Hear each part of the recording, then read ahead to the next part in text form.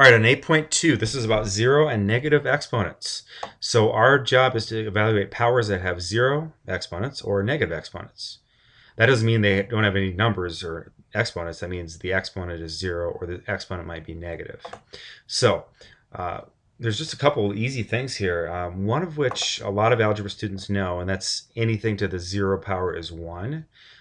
So I'm not going to bore you too much with that one, but I do want you to do some writing with me so that we can illustrate how a negative exponent is actually a lot of times comes out to, well, it does, it comes out to a positive number.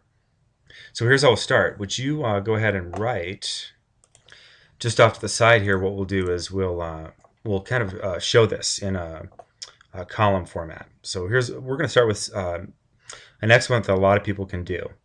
So we're going to start with 3 to the third power. Okay, so go ahead and write that down. And a lot of people know that's 3 times 3 times 3, which is 27. Now we'll write 3 to the second power directly under it. And that's 3 times 3, which is 9. And then we'll write 3 to the first power. Notice how our exponents are decreasing by 1, and that equals 3. Now look what happens as you go from here to here and here to here. The pattern is that it divides by 3. So when we do this next one, 3 to the 0 power, what should happen is we take that 3 that we just got on this one, divide by 3, and it comes to 1. That's why 3 to the 0 power is 1, or anything to the 0 power is going to come out to 1. Even if we say a variable like x to the 0 power, we can actually evaluate that as 1. Now, here's where it gets a little more fun. This is 3, and we're going to take away an exponent, so it's going to be now 3 to the negative 1 power. Well, our pattern tells us that when we do this, it should be 1, which we previously had, divide by 3.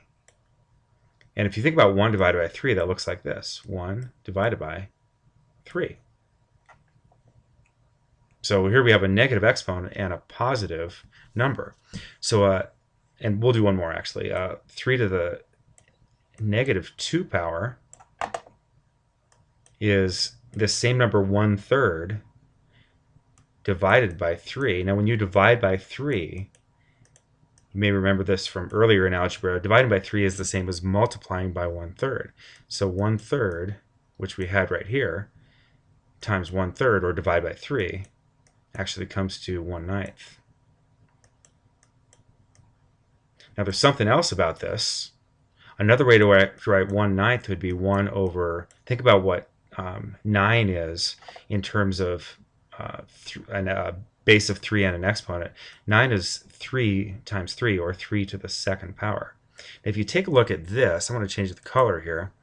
Take a look at this, and take a look at this. Look how they're related. 3 to the negative 2 power is actually, what we're going to do is, we're going to do the reciprocal of it. So instead of putting it on the top of a fraction, we're going to put it on the bottom and